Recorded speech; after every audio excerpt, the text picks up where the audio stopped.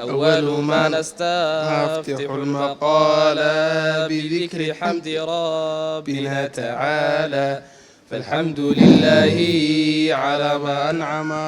حمدا به يجلو عن القلب العمى،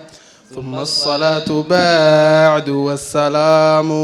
على نبي دينه الإسلام، محمد خاتم رسل ربه وآله من بعده وصحبه، ونسأل الله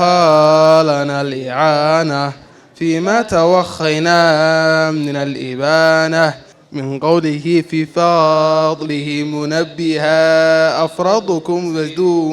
وناهيك بها،